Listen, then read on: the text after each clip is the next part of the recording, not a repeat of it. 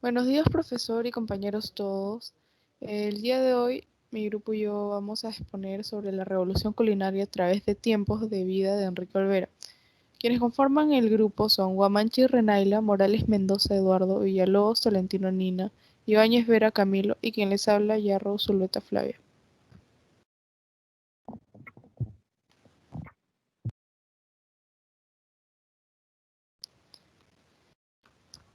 Para comenzar el tema, una pequeña introducción. La cocina mexicana ha tomado una enorme importancia y los ojos de todo el mundo han girado hacia los platillos de México, ya que forman parte de un legado y patrimonio muy rico de miles de años, con cocina de todas las regiones del país que juntas forman la gastronomía mexicana. Hoy por hoy, México es reconocido a nivel mundial gracias a su diversidad cultural y la gastronomía es el aspecto más destacado del país. La cultura es lo que constituye un país y configura su identidad, porque refleja el estilo de vida, las costumbres y tradiciones. Representa características de la sociedad y engloba desde la vestimenta de habitantes hasta la manera en la cual preparan su comida. Por eso, puede decirse que la comida se traduciría como cultura. Lo que diferencia esta cocina del resto de otras a nivel mundial es que la comida mexicana hace uso abundante de especias y sus recetas tradicionales son las más conocidas por su sabor y calidad. En el año 2010, la UNESCO reconoce la gastronomía mexicana como patrimonio inmaterial cultural porque es única y se distingue de otras. Se distingue desde la forma de la cosecha de sus alimentos hasta en la forma en la cual elaboran sus platillos. Además, tiene mucha fama principalmente en Estados Unidos, España, China y Francia, entre otros países. Ahora le doy paso a mi compañero Eduardo. Bueno, ahora yo les hablaré un poco sobre la Revolución Mexicana.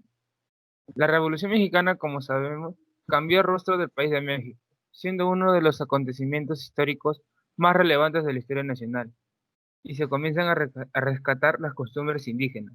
Asimismo, se dejó de lado la influencia francesa que durante el Porfiriato había dominado el panorama gastronómico, dando realce a la cocina mexicana. En este proceso, también uno de los elementos más importantes fueron las Adelitas, unas mujeres fieles y heroicas que llevaban consigo ollas, comales y piedras que pudieran servir como metates y molcajetes. Ellas preparaban el alimento para todos los soldados y trataban a los enfermos, acompañaban a la tropa en todo momento, por lo que también se enfrentaban al enemigo. En aquellas épocas, las Adelitas utilizaron toda su creatividad para dar vida a platillos como las gorditas, antojitos, los caldos y los atoles para dar fuerza a los combatientes. Durante la Revolución Mexicana, el tequila fue una de las bebidas que repuntó en la revolución, pues ayudaba a los soldados a darse valor y mitigar el cansancio y la nostalgia. Una de las recetas que surgió también durante la Revolución fue la discada, típica del norte del país, la cual es una combinación de res, tocino, jamón, chorizo, cebolla, chile jalapeño y tomate, ingredientes que iban guisados en un disco de arado. Cabe recordar que el chocolate, bebida acostumbrada desde el México prehispánico y luego asimilada por los españoles criollos y mestizos durante el reinato, a lo largo del siglo XIX fue testigo de los avances del café. Este grano del noroeste de África llegó a México a finales del siglo XVIII. Fue desarrollándose su consumo en el siglo XIX y es en los albores del siglo XX cuando desbanca el chocolate, abriéndose cada vez más la brecha entre la popularidad de ambos. En los años posteriores a la guerra, lo que se conociera como cocina mexicana no sería lo mismo. La integración del taco y el antojito callejero como patrimonio nacional y transversal a los estratos socioeconómicos sería consecuencia de movimientos sociales. Asimismo, el proyecto de un fuerte movimiento nacionalista con el propósito de unificar a un país dividido en la posguerra utilizó de diversas maneras a la cocina mexicana como el elemento de unificación con el que la mayoría de la población puede identificarse. Bueno, profesor, yo les voy a hablar un poco sobre el entorno cultural Las tradiciones y costumbres de México. Como sabemos, que México es un país con mucha biodiversidad. México también es un lugar donde reinan los mariachis, el color, el chile y el tequila. En definitiva, las tradiciones de México saben hacerse notar y cada momento hacen que sea especial y llevan la alegría a todo el mundo, a todos los turistas que visitan su pueblo, su lugar, su ciudad y a cada local. Les voy a hablar de unos datos curiosos de México. Eh, Bien como en el Perú existen muchas variedades de papa, en México existen más de 140 variedades de chile y muchos de ellos son desconocidos. El chile es un fruto de diversas especies, como la cayena o el jalapeño, que se usan como condimento y se comenzaron a consumir desde el año 7500 a.C. Fue uno de los primeros ingredientes oriundos de sus antepasados. Incluso es un ingrediente que se ha dado a notar incluso en otros países, como por ejemplo en España, ya que la típica tapa española es una comida que se sirve con zanahorias, pepinos y jicamas, peladas en finas tiras, a las que se añade limón y chile en polvo, oriundo de México. Otro dato curioso también es este que el Xoloitzcuintle es una raza de perro mexicano que es muy similar a una raza que oriunda acá en el Perú, que es el perro peruano pelado, ¿no?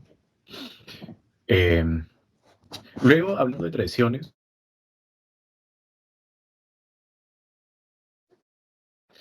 lo que los estadounidenses llaman Halloween, en la cultura mexicana se llama el Día de los Muertos. En esta fiesta dejan a un lado lo que es la tristeza, la melancolía, y hacen una celebración privada cuando un ser querido se va, o más que todo cuando quieren homenajearlo. Muchas veces se reúnen en sus casas, llaman a sus familiares y construyen un altar o dan una ofrenda con velas, flores llamativas, velas de colores y objetos de uso cotidiano oriundo de México, ¿no? Más que todo, predominan mucho lo que son los colores, como por ejemplo las calaveras, que son típicas de ahí, junto a las catrinas y todo eso. Día de la Virgen de Guadalupe. Como muchos conocemos y alrededor del mundo la Virgen de Guadalupe es una imagen, una santa que muchos conocemos.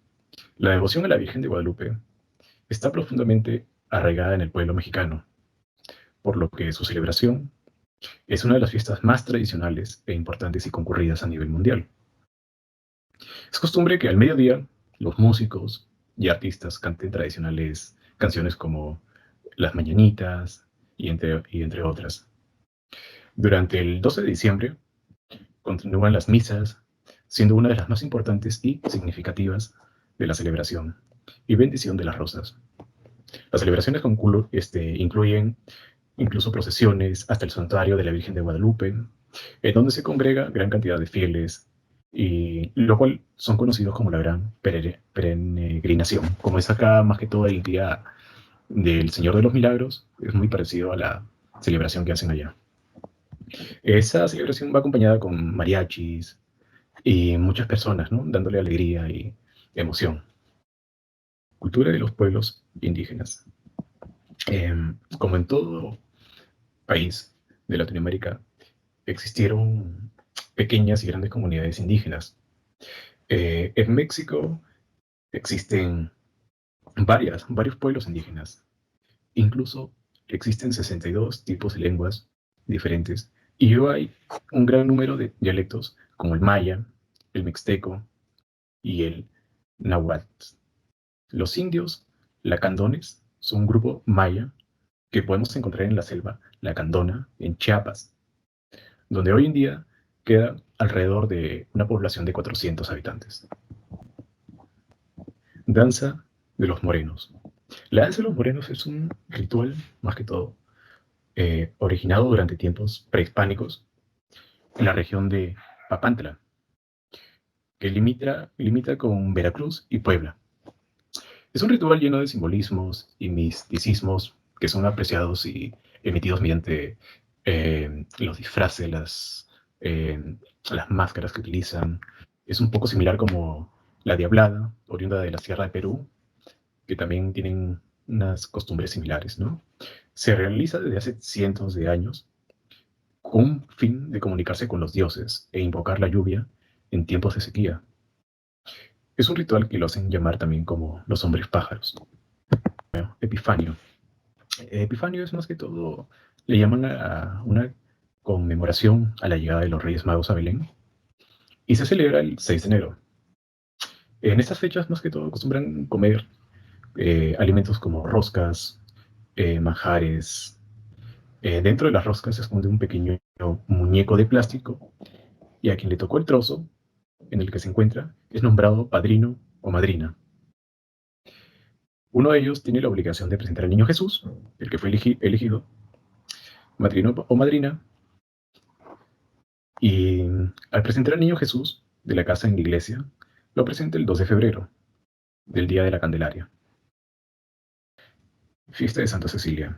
La fiesta de Santa Cecilia es más que todo una imagen que adoran de una santa que es la patrona de los músicos, quien los cuida, los protege, y en cada localidad se realizan diversas actividades para homenajearla y pedirle favores.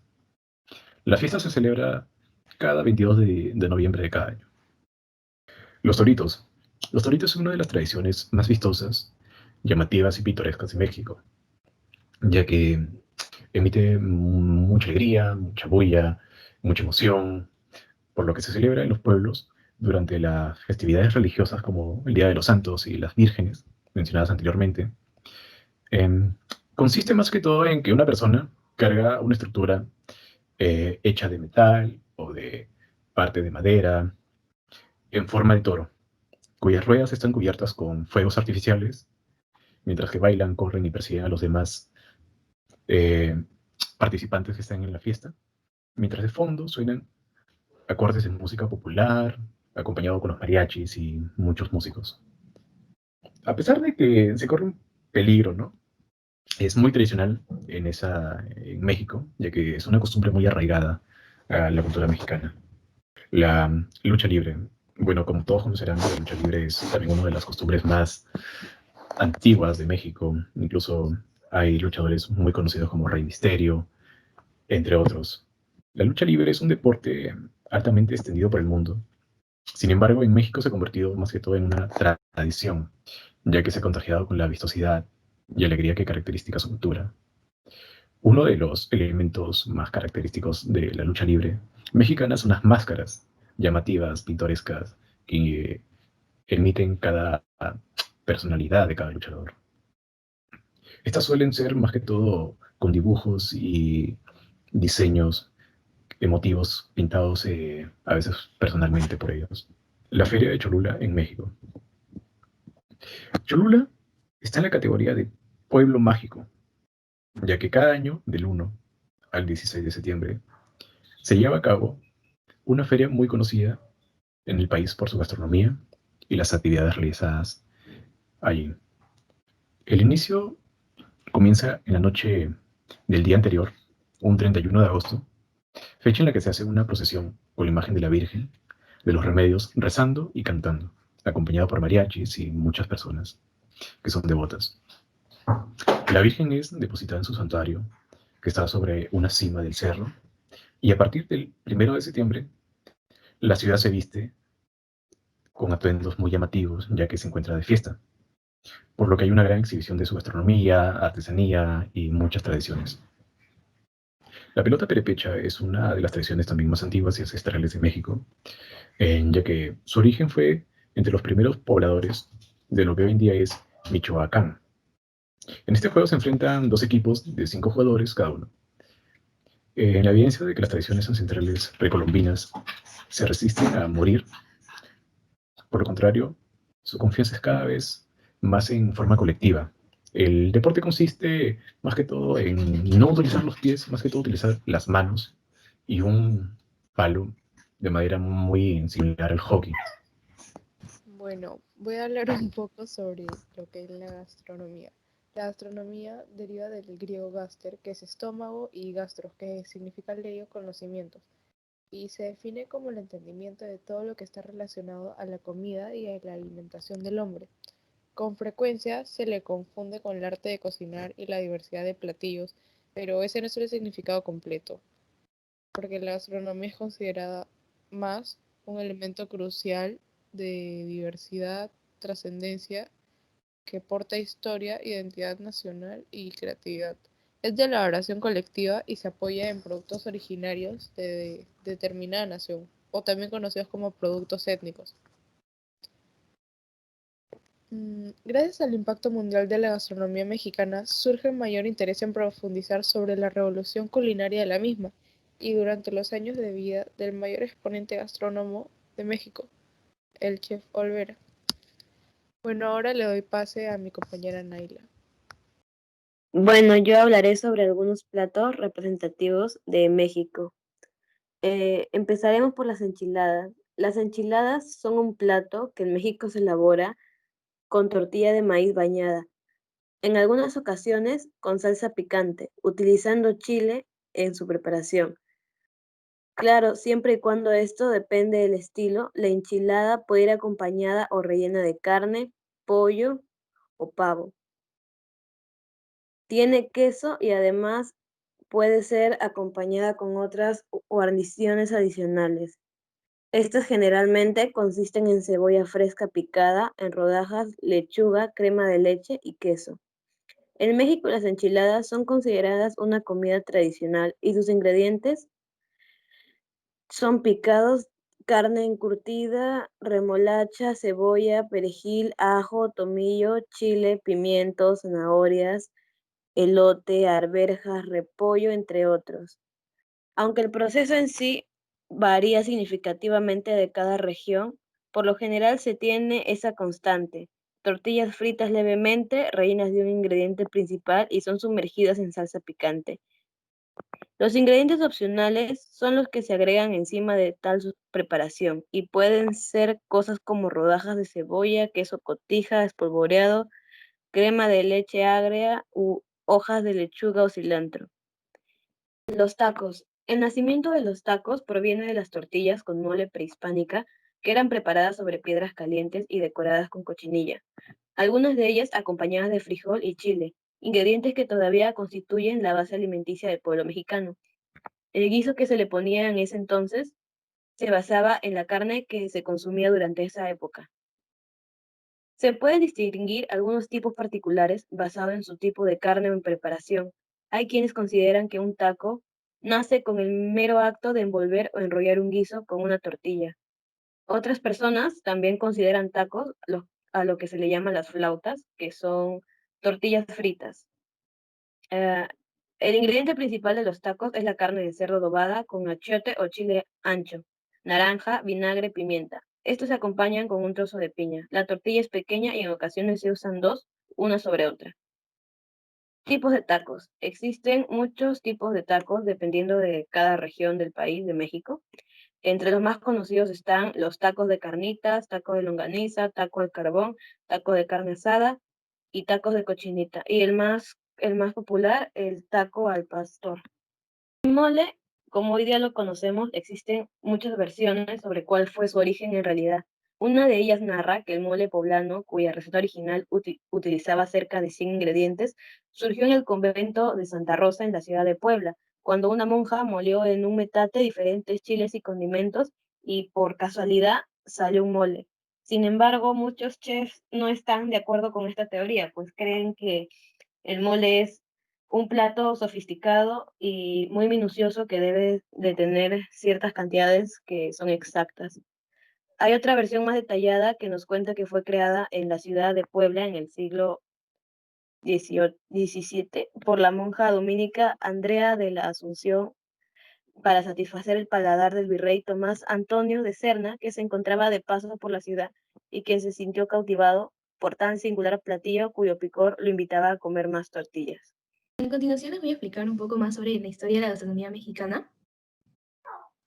Los orígenes de la gastronomía mexicana pues se han formado a lo largo de los siglos y se ha construido en base a sus propias costumbres y tradiciones. Sin embargo, ha añadido ingredientes y alimentos de otras culturas.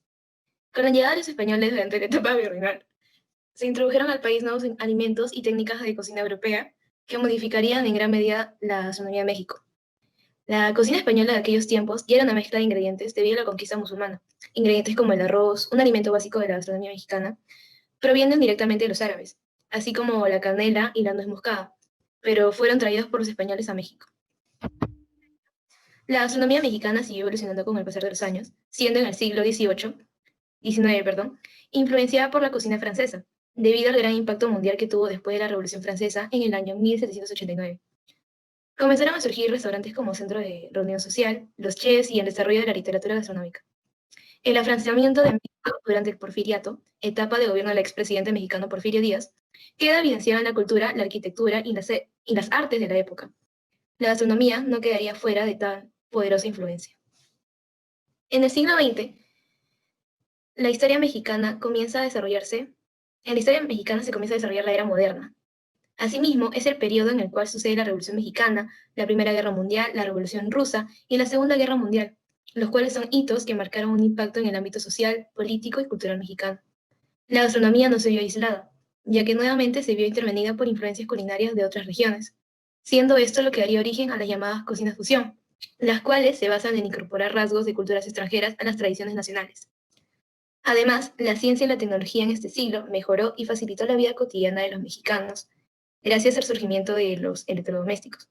Por último, en la última etapa de este siglo, surgieron nuevas escuelas gastronómicas en México, las cuales nutrieron y dieron pie al inicio de la carrera de extraordinarios profesionales.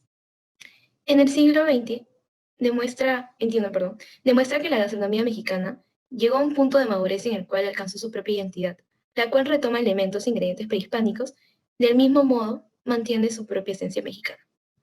El mayor exponente mexicano para representar una revolución culinaria es el chef Enrique Olvera, por lo cual cabe mencionarlo en este proyecto académico. Globalización de la gastronomía mexicana. En el libro Planet Taco, publicado por Jeffrey Pincher, se explica cómo el taco ha sido un alimento que ha ganado popularidad en todo el mundo y se ha convertido en un símbolo de la globalización. Todo inicia con la llegada de las familias campesinas de inmigrantes mexicanos al sur de Estados Unidos. Ellos recrearon su comida e iniciaron a comercializarla en puestos ambulantes para venderla entre sus propios compatriotas, quienes buscaban alimentos de bajo costo que pudieran consumir rápidamente. Y es a partir de este hecho que los tacos comienzan a popularizarse por todos los estados sureños. Posteriormente, Estados Unidos se encargó de difundir hacia el mundo la comida rápida mexicana, transformando su gastronomía tradicional a la comida Tex-Mex.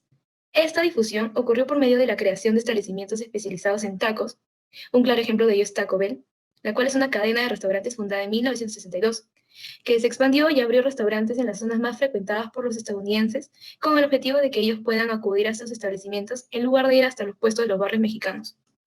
De este modo es como se adapta la comida mexicana y cómo fue adoptada por la sociedad, por medio de la estrategia de mercado de la comida rápida. Y así es como se ha difundido aún más al resto del mundo. A raíz de esto es que surge la diferenciación entre los restaurantes estadounidenses de comida mexicana y la auténtica comida mexicana. Es en el año 1972 cuando Diana Kennedy publica su libro titulado The Cuisines of Mexico, donde acuña por primera vez el término Tex-Mex, el cual es creado con el fin de diferenciar la comida mexicana americanizada, consumida principalmente en Texas, de la comida tradicional mexicana. Según el Diccionario de Mexicanismos, publicado en México 1948, el chili con carne se definió como una comida detestable que se hace pasar como mexicana en Estados Unidos, lo cual exhibe el rechazo de los nativos mexicanos hacia la comida mexicana que se vendía como, entre comillas, tradicional en Estados Unidos. La gastronomía mexicana se difundió por todo el sur de Estados Unidos, como lo mencioné anteriormente. No obstante, uno de los estados en los que se difundió aún más fue en Texas, especialmente en la ciudad de San Antonio, la cual a fines del siglo XIX era la ciudad más grande de Texas con mayor concentración de mexicanos. El chili con carne fue el platillo más popular y es por ello que los estantes ambulantes fueron denominados chili stands y a las mujeres que lo preparaban chili queens. Su popularidad aumentó cuando en 1893 Texas presentó a su chili stands a la Feria Mundial de Chicago, la cual reunió 25 millones de visitantes. Este hecho significó para muchos el primer contacto con la comida mexicana, por lo que las personas que degustaron ese platillo la apreciaron y la relacionaron con Texas. Posteriormente, el chili con carne fue industrializado y se inició a comercializarse enlatado en los supermercados de la zona, siendo este un producto que fue inicialmente elaborado por empresarios estadounidenses de Texas que encontraron en este platillo una gran oportunidad de negocio.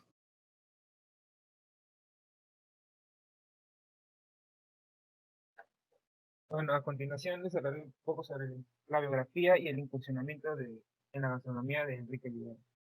Enrique Olvera nació en la Ciudad de México, al igual que su compañero chef Javier Plasencia, el 29 de enero de 1976. Su niñez la pasó sobre su bicicleta, en compañía de su hermano y en un equipo de fútbol atlético independiente. Antes de entrar a la adolescencia, él y su familia se mudaron a Querétaro, lugar donde vivió los siguientes 10 años. A comienzos de los años 90, Olvera regresó a su país natal, México, para poder estudiar la preparatoria. Su profesión actual no la tenía por la cabeza, pues como él lo comenta en una de sus entrevistas, en ese entonces la cocina no era una opción, porque nadie quería ser cocinero. ¿Estudiar cocina? Eso no se hacía, no se estudiaba. Más tarde me di cuenta que podía hacerlo y lo hice.